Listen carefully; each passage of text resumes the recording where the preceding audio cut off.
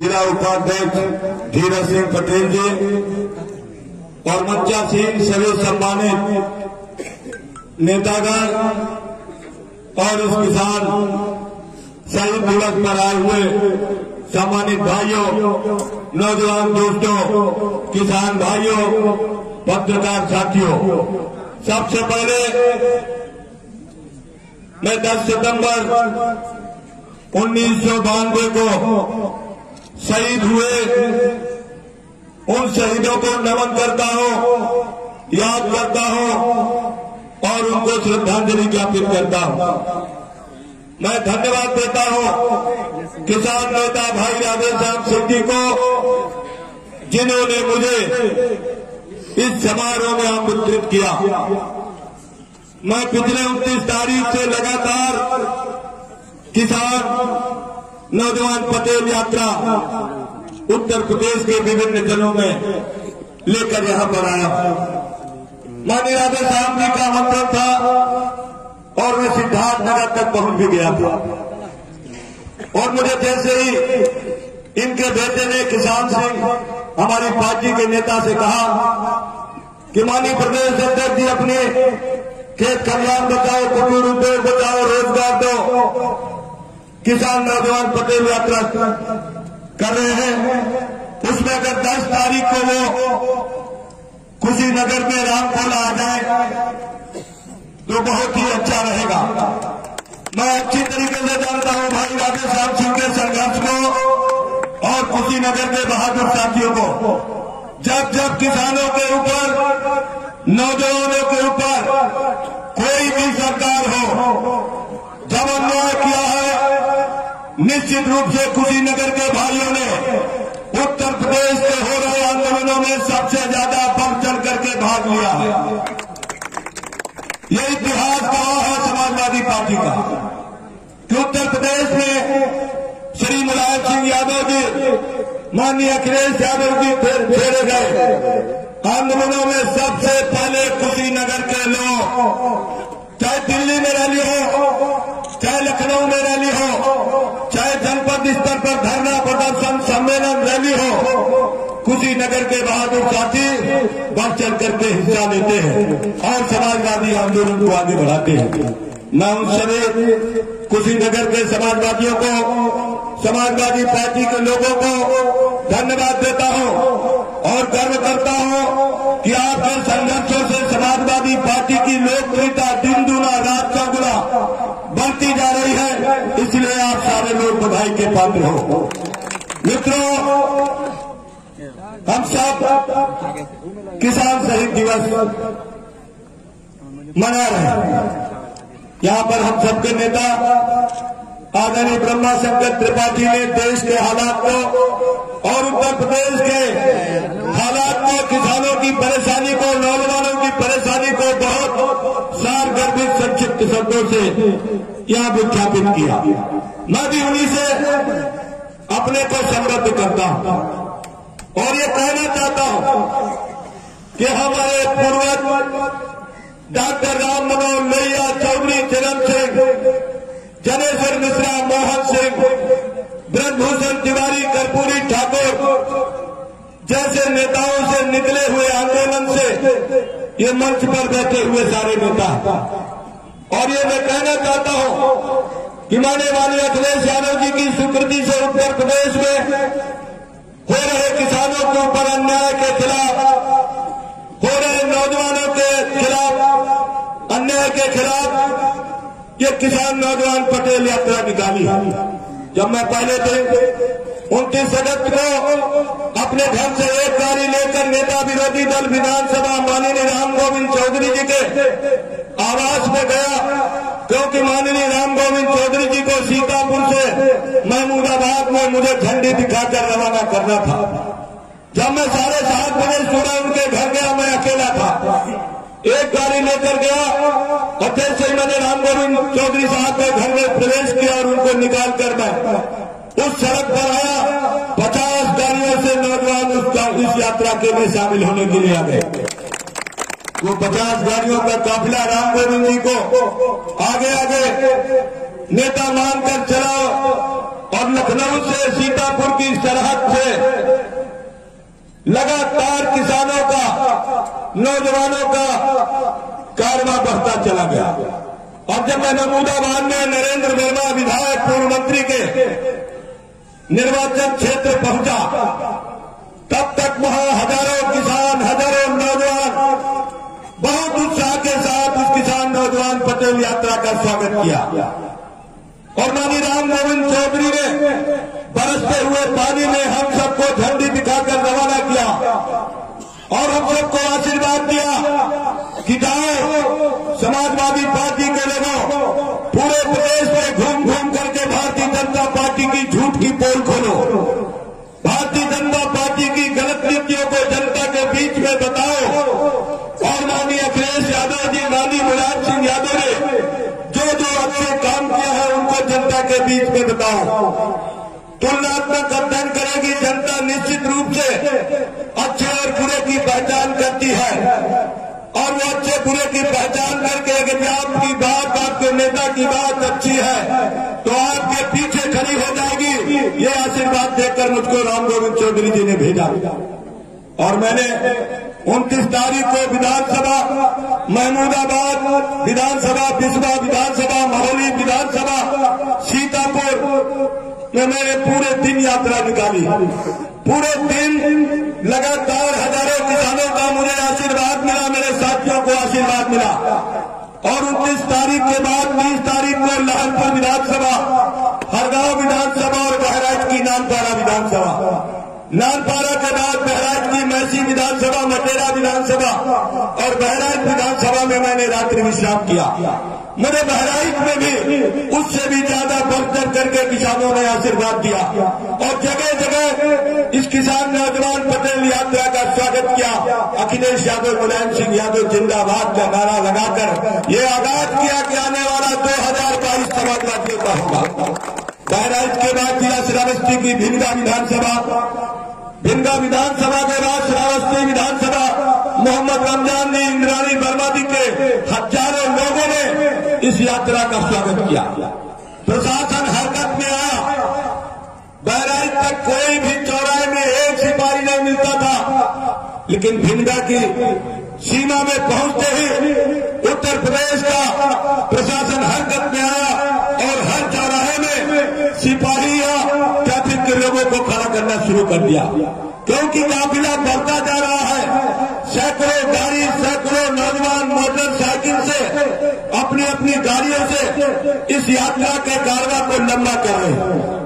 श्रावस्ती के बाद जनपद बलरामपुर के विधानसभा तुलसीपुर उपराला, विधानसभा देसरी, विधानसभा बलरामपुर और उसके बाद मैं दूसरे दिन जनपद गोंडा की सीमा में आया। स्वर्गीय पंडित सिंह जो कोरोना की बीमारी से मर गए थे, वो भी वहां किसान नेता थे। उनके जब गोंडा गया, हजारों नौजवान, हजारों किसानों ने इस यात्रा का जोरदार स्वागत किया और अखिलेश यादव जी को उत्तर प्रदेश का मुख्यमंत्री बनाने का संकल्प लिया। मैं स्वर्गीय पंडित सिंह के घर गया, उनके शोभाकुल परिवार से मिला। जो सैलाब उनके घर में, उनके गेस्ट हाउस में था, वो देखने लायक था। गोंडा के बाद मैं जनपद अयोध्या पहुंचा। वहां पवन पांडे ने अयोध्या की विधानसभा में हजारों हजार किसान नौजवानों को सड़क के किनारे खड़ा करके स्वागत किया। अयोध्या से निकलकर गोसाईगंज विधानसभा में पूर्व विधायक अभय सिंह के क्षेत्र में रात में 9:30 बजे तक मैं सभा करता रहा। वहां से निकलकर बीकापुर में आनंद सेन की विधानसभा में 12 बजे में पहुंचा। जिस तरीके का जुनून मुझे देखने का मौका मिला, मेरे जीवन का एक अद्वितीय क्षण है। और उसके बाद मैं लखनऊ पहुंचा। उसके बाद मैं फिर निकला और निकल करके फैजाबाद से सरयू पार करके जब मैं जिला बस्ती की सीमा में घुसा, वहां पर पूर्वांचल के नेता राम प्रसाद चौधरी, जिला अध्यक्ष महेंद्र यादव के नेतृत्व में हजारों लोग उस बस्ती जिले में सभी विधानसभाओं में घूम घूम कर समाजवादी पार्टी और माननीय अखिलेश यादव जी के पक्ष में लोगों को खड़ा किया। और खड़ा इसलिए किया कि भारतीय जनता पार्टी से लोग उबे हुए, भारतीय जनता पार्टी ने जो कहा वो नहीं किया। अभी यहाँ पर जिक्र हो रहा था गन्ने के मूल्य का।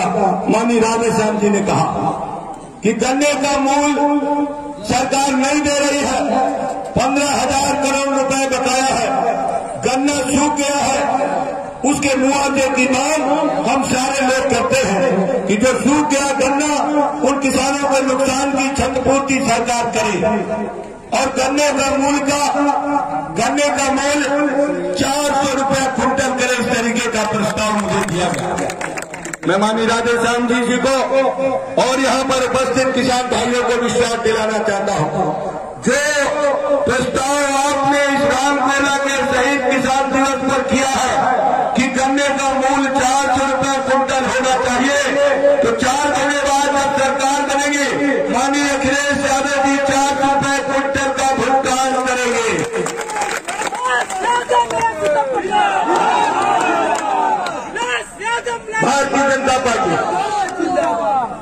भारतीय जनता पार्टी के केंद्र की सरकार में 14 साल हो गए। लोग कहते हैं कि 7 वर्ष से मोदी जी हैं।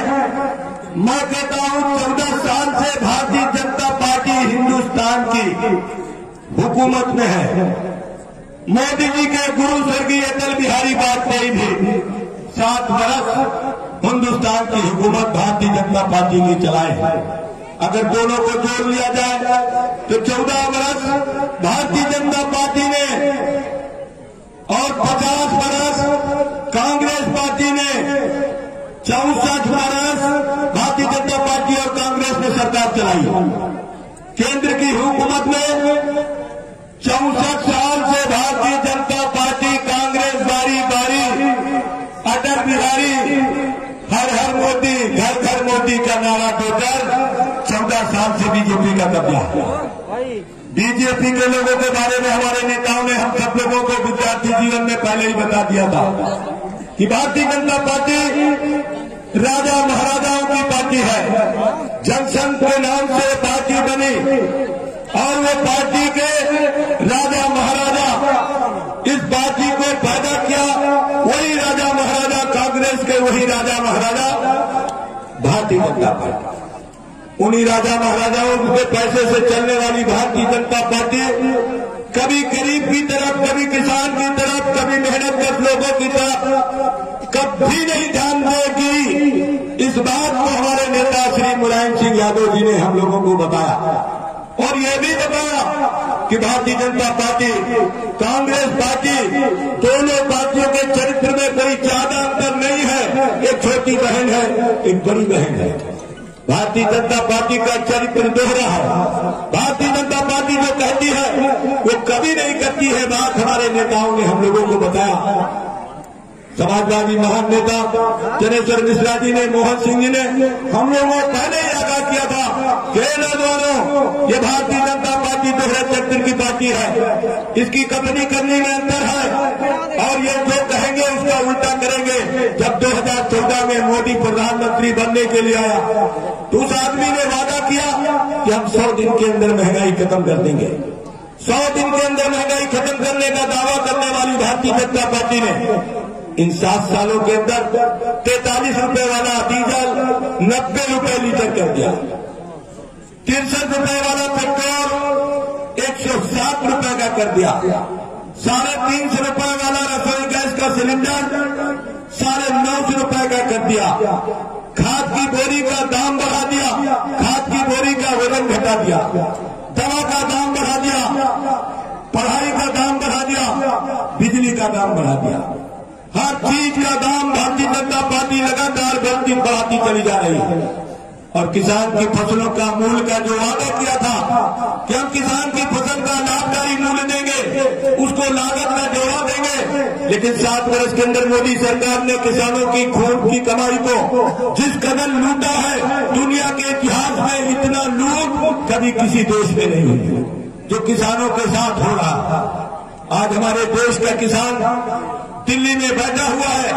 करोड़ों किसान आज दिल्ली की सीमा में घेरे हुए हैं। वो किसान जब अपने फसलों की मूल्य की मांग करते हैं तो उनके ऊपर पानी की बौछार की जाती है, उनके ऊपर आंसू गैस के गोले छोड़े जाते हैं। उनके ऊपर लाठी चलाई जाती है, और अगर वो नहीं मानते हैं तो उनके रास्ते में कीले डाले जाते हैं। उन हमारे किसान भाइयों को जो हमारे आप सबके लड़ रहे हैं, उन लोगों को हरियाणा, पंजाब, पश्चिमी उत्तर प्रदेश, राजस्थान के किसानों को, जो किसान दिल्ली में आंदोलन कर रहे हैं, उन किसानों को खालिस्तानी, आतंकवादी, जातिवादी, माओवादी, गुंडे, टुकड़े टुकड़े गैंग जैसे खराब शब्दों से नवाजा जाता है। रामकोला के भाइयों, कुशीनगर के भाइयों, आपको सोचना होगा कि जो लोग आपके लिए लड़ रहे हैं वो खालिस्तानी, आतंकवादी, गुंडे, माओवादी, जातवादी, राष्ट्रद्रोही, इस तरीके के शब्दों से नवाजा जा रहा है। तो ये अपमान केवल उन किसानों का नहीं, इस धरती से जुड़े हुए भारत के सारे किसानों का ये अपमान है, और इस अपमान का बदला रामकोला के भाइयों 2022 के चुनाव में लो। अगर ये 2022 में ब्रह्मा शंकर जी ने कहा कि अगर 2022 के चुनाव में उत्तर प्रदेश में परिवर्तन नहीं किया तो डेमोक्रेसी खतरे में, भारत का संविधान बदल जाएगा। ये बात समाजवादी नेता ही नहीं, इस देश के राजनीतिक विश्लेषक लोग हर जगह, अखबार में, टीवी में, चैनल में, चर्चा में, परिचर्चा में सभी लोग ये बात बताते हैं। लेकिन भारतीय जनता पार्टी लगातार डेमोक्रेसी के साथ मजाक कर रही है। लोकसभा, विधानसभा के अंदर किसी सवाल पर कोई चर्चा नहीं कराते हैं, बिना चर्चा के बिल पास कराते हैं, बिना गुणदोष देखे, बिना उसकी चर्चा के ये बिल पास हो जाते हैं। जैसे अभी 3 काला कानून, जो कारपोरेट खाती, कारपोरेट कॉन्ट्रैक्ट फार्मिंग, ये जो फार्मिंग आई है ये आपकी खेती पर कब्जा करने के लिए। यही बात तो पढ़े लिखे लोग, किसान लोग, कृषि विशेषज्ञ लोग कहते हैं कि हमको नहीं चाहिए कानून। अभी तक जितने आंदोलन हुए देश में, दुनिया में, वो आंदोलन किसान कुछ मांग करता था, लेकिन दुनिया के इतिहास में पहला ये आंदोलन है जब सरकार दे रही है, किसान मना कर रहा है कि हमको ऐसे काले कानून नहीं चाहिए जिससे हमारे बच्चों का भविष्य खराब हो जाए। मित्रों, ये बहुत गंभीरता से समझने की बात है।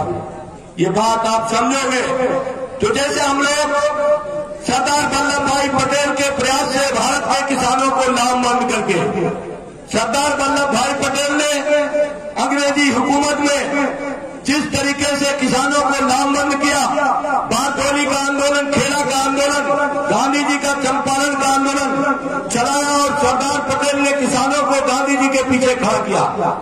उत्तर प्रदेश में लगान विरोधी आंदोलन पीडी टंडन ने इलाहाबाद से शुरू करा, और मेरे जिले में नोनारा में लगान विरोधी आंदोलन जब किसानों ने किया तो उन 52 लोगों को फांसी के फंदे पर एक इमली के पेड़ में 52 किसानों को टांग दिया गया। वो तब तक टंगे रहे जब तक चील कौए नहीं खा गए। चील कौए खाने के बाद जब उनकी हड्डियां गिरी तो भारत के क्रांतिकारियों ने उनकी हड्डी को गंगा में प्रवाहित किया। इस तरीके का जुल्म कांग्रेस अंग्रेज करते थे, उन अंग्रेजों से हमारे पुरखे टकराए, फांसी के फंदे में चढ़े, और अपने जान की बाजी लगाकर हम सबको बोलने की आजादी दिला दी। बोलने की आजादी मिल गई, वोट ऑफ राइट मिल गया, मताधिकार मिल गया, वोट डालने का हमको हक मिल गया। आपको याद होगा, इतिहास पढ़ा होगा कि हमारे हिंदुस्तान में जब राजतंत्र था तो राजाओं में लड़ाई किस बात की होती थी कि ये राज मेरा है, मैं अपने राज का विस्तार करूंगा, और अपने ताकत के हिसाब से वो जमीन पर कब्जा करते थे। जब राजा महाराजा नहीं थे तो पहले कबीलाई संस्कृति थी। कबीलाई संस्कृति में जो बलवान होता था वो कमजोर को दबा करके अपने कबीले को आगे बढ़ाता था। पहले लड़ाई होती थी हाथ पैर से, फिर लाठी डंडे से, फिर तीर तलवार बर्छी भाला से, फिर हाथी घोड़ा ऊंट से। ये लड़ाई हमारे देश में हजारों साल चली, और ये लड़ाई तरह तरह से लड़ी गई। जब तीर तलवार, हाथी घोड़ा ऊंट से हमारे राजा लड़ते थे, उसी बीच में ईस्ट इंडिया कंपनी आ गई और वो बारूद लेकर आए। बारूद के बल पर राजाओं को दिया और हमारे देश में 200 साल अंग्रेजों ने कब्जा किया, 200 साल राज किया। यद्यपि अंग्रेजों ने इस देश के अंदर रेल बनाया, जहाज लाए, नहरें बनाई, सड़कें बनाई, यूनिवर्सिटीज बनाई, लेकिन उसके बावजूद हमारे किसानों की कमाई का टैक्स वो अपने देश में ले जाते थे। इसी बात की लड़ाई थी। लेकिन आज हमारे ऊपर टैक्स पर टैक्स, टैक्स के ऊपर टैक्स, टैक्स के ऊपर टैक्स लगते चले जा रहे हैं। हमारे किसानों की फसल का मूल्य नहीं मिल रहा। हमारे नौजवानों को रोजगार के लिए दर दर की ठोकरें खानी पड़ती है। और हमारे नेताओं ने, इसीलिए हमारे डॉक्टर राम मनोहर लोहिया ने 1956 में सोशलिस्ट पार्टी बनाकर इस देश में कांग्रेसी हुकूमत पर लगाम लगाने का काम किया। और डॉक्टर राम मनोहर लोहिया, चौधरी चरण सिंह जैसे लोगों ने मिलकर के इस देश में कांग्रेस को हटाया। उत्तर प्रदेश में श्री मुलायम सिंह यादव जी ने हम सबको लामबंद करके इस उत्तर प्रदेश में जिस कांग्रेस की तूती बोलती थी, उस कांग्रेस को हमारे समाजवादियों ने उत्तर प्रदेश में धूल चटा दी। आज 32 साल से कांग्रेस पलट नहीं पा रही। अभी मुझे किसी ने बताया कि यहाँ कांग्रेस का अध्यक्ष कौन सी जमीन कब्जा कर गया। वो जात का विषय हम उठाएंगे, लेकिन हम कहना चाहते हैं साथियों कि अगर हम